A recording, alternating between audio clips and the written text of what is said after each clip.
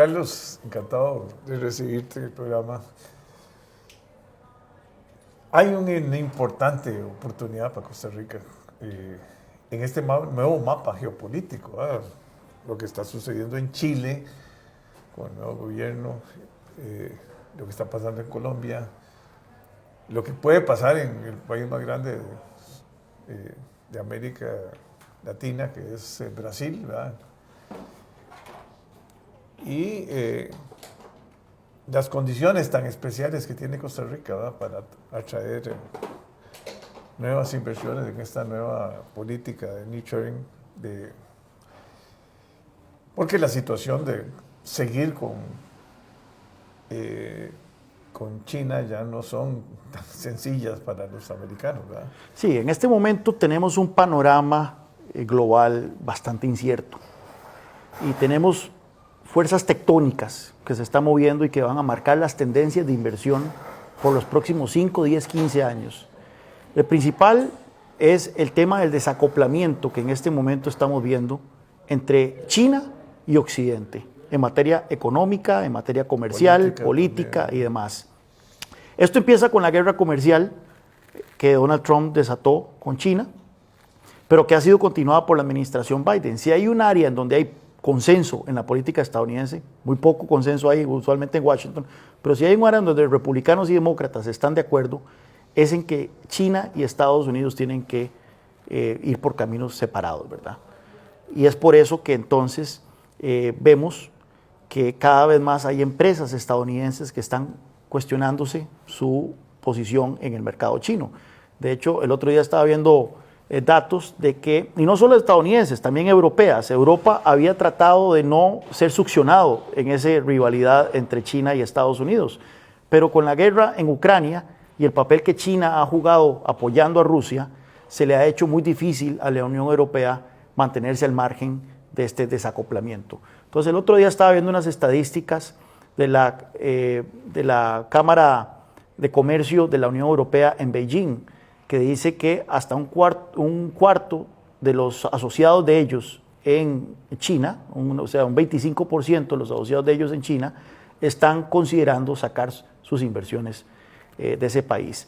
Y lo mismo, una cifra similar sale representada en las encuestas que hace la Cámara de Comercio estadounidense en China. Entonces, parece que efectivamente hay un movimiento importante de empresas que están deseando salir de China y buscando opciones. Una de esas opciones es Vietnam. Vietnam es un país con 90 millones de habitantes, con una economía en crecimiento, pero igual con un régimen autoritario, un partido comunista, que no brindan necesariamente las mismas garantías de seguridad.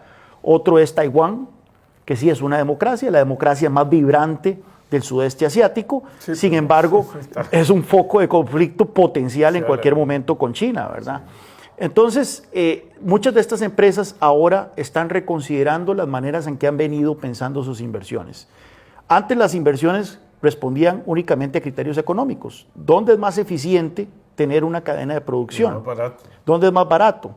Pues ahora ya estas decisiones van a tener que responder a criterios de seguridad. Seguridad nacional, en el caso de algunas industrias, como los procesadores, o pero los procesadores están en Taiwán, la mayoría. En Taiwán, por eso, pero es un punto de conflicto potencial. De ahí es donde se produce la mayor cantidad de procesadores. Por eso es que la administración Biden está viendo a ver cómo se trae alguna de esa producción a Occidente. Y después también criterios de seguridad de cadenas de producción. Entonces, es ahí en donde sale a relucir esta terminología, el nearshoring y el friendshoring. ¿Qué quiere decir nearshoring? Es que se puedan traer estas cadenas de producción, estas empresas se las puedan traer a el near abroad de Estados Unidos. No necesariamente que se establezcan de vuelta en Estados Unidos, donde los costos de producción siguen siendo muy altos, pero que se puedan establecer en el vecindario. Y bueno, resulta que el vecindario está muy complicado en este momento. Pero en México es el vecino próximo. México es el país que la tiene más fácil para aprovechar el nearshoring. El problema es que Andrés Manuel López Obrador, desde que llegó al poder, se ha encargado de espantar la inversión en México. Y de hecho, la otra semana salió un ensayo en el Financial Times en donde se explicaba cómo México está perdiendo oportunidades con el nearshoring. O sea, la inversión no está llegando en los montos en que se explicaría por estas tendencias globales. Pero vean, no solo Andrés Manuel López Obrador, si Lula gana las elecciones en Brasil en octubre, los 7 países más populosos de América Latina serían gobernados por la izquierda. Entonces tenemos en Chile mucha incertidumbre en este momento por el tema de la constituyente. Ha habido fuga de capital importante en Chile. Vemos en Perú también mucha inestabilidad política, también ha habido fuga de capital. En Colombia ya ha empezado la fuga de capital con Petro, que no se sabe exactamente qué tipo de Petro vamos a tener, si va a ser un Petro como el que, con un discurso bastante radical como el que hubo en campaña, o va a ser un poco más moderado, como lo avisora el nombramiento del ministro de Finanzas que él designó. Entonces hay mucha incertidumbre. Vemos que en Centroamérica la situación está muy compleja también. Está Color de Hormiga, Bukele, Xiomara Castro en Honduras, Yamatei en Guatemala. No son países que sean atractivos. Vemos hasta el mismo vecino Panamá, ahora con fuertes movimientos sociales. Entonces Costa Rica tiene una oportunidad de oro por su ubicación geográfica. El único país en América Latina que disputa con Costa Rica su estabilidad política e institucional es Uruguay. Y vea dónde está ubicado Uruguay, en las antípodas. ¿Y República Dominicana?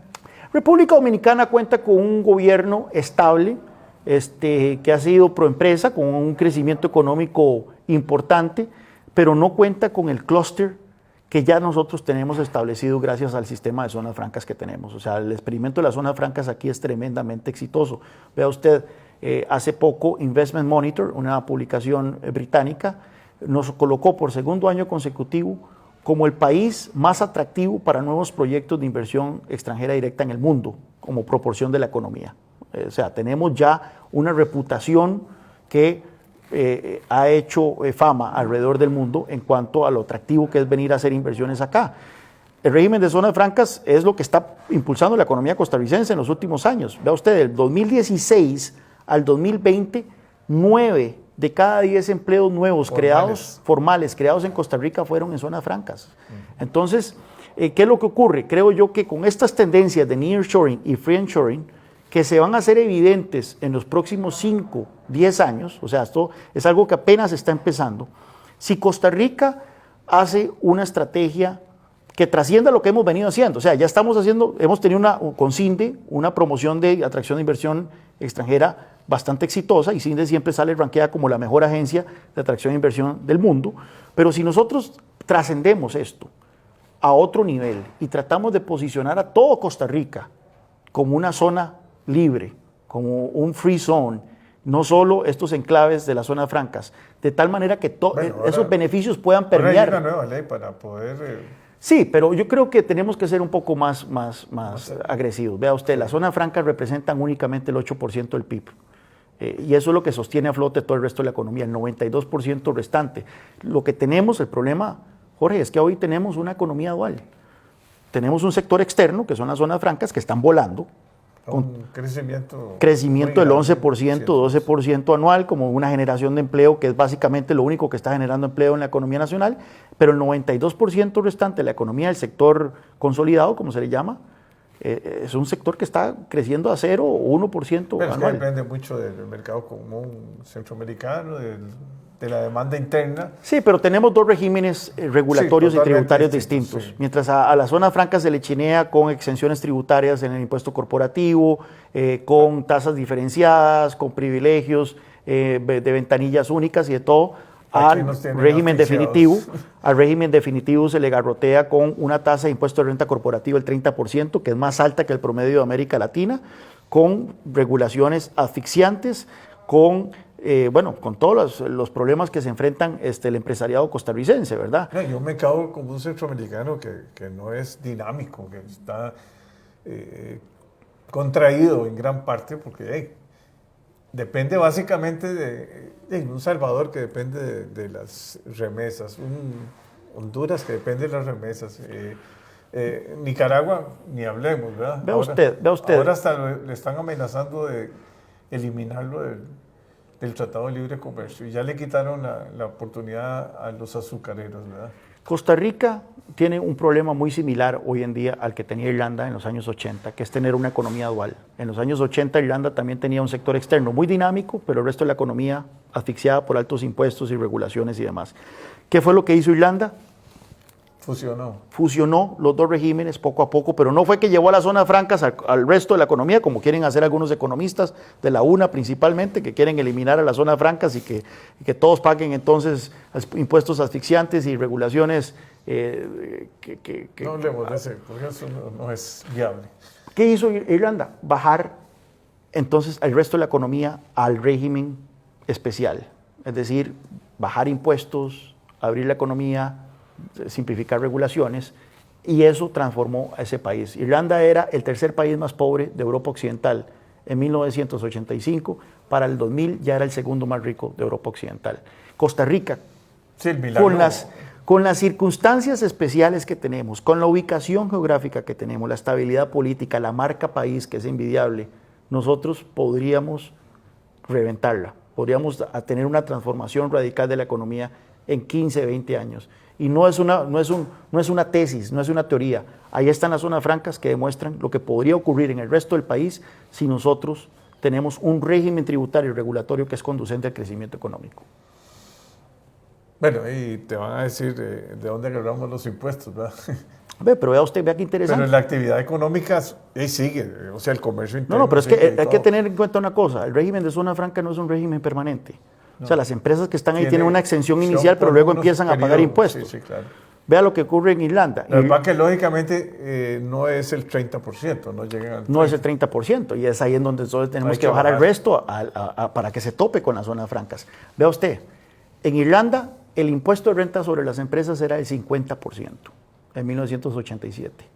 Y paulatinamente lo empezaron a bajar hasta dejarlo en 12,5%. Paulatinamente, y estamos hablando de un proceso que fue de más de 15 años. Sí. ¿Qué pasó? Hoy Irlanda recauda más con un impuesto del 12,5% sobre las empresas que lo que recaudaba cuando tenía un impuesto del 50%. Porque se hizo un imán para la inversión. Claro. Y Costa Rica puede ser un imán para la inversión. Ya lo somos, pero nada más en esos enclaves que son las zonas francas. Extendamos eso a todo el país. Bueno, es interesante y creo que, bueno, analizando lo que pasó en Irlanda, porque hay un Irlanda del Norte y un Irlanda del Sur, ¿verdad? Y creo que las complicaciones que tenemos nosotros de las cargas que tenemos nosotros fiscales y parafiscales, ¿verdad? Son claro. altas, ¿verdad? O sea, aquí es todo ese trabajo, ¿verdad? Hay ciento y pico de impuestos. Sí, pero no tenemos que inventar el agua tibia. O sea, si algo está lleno este país es de diagnósticos, y quizás los más valiosos últimamente son los de la OCDE. La OCDE nos dice específicamente qué cosas tenemos, qué reformas estructurales tenemos que hacer para bajar costos, para mejorar la competitividad, mejorar la competencia. Y que la competencia sea... Exacto, somos uno de los países... Que todo el mundo esté en el mismo nivel. Somos uno de los países de la OCDE con menores niveles de competencia, y eso explica el alto costo de vida, eso explica la existencia de disparidades de ingresos y demás. Sí, creo que vamos a tener que conversar otro día. Te fijo. Encantado de verte. Muchas gracias, Jorge.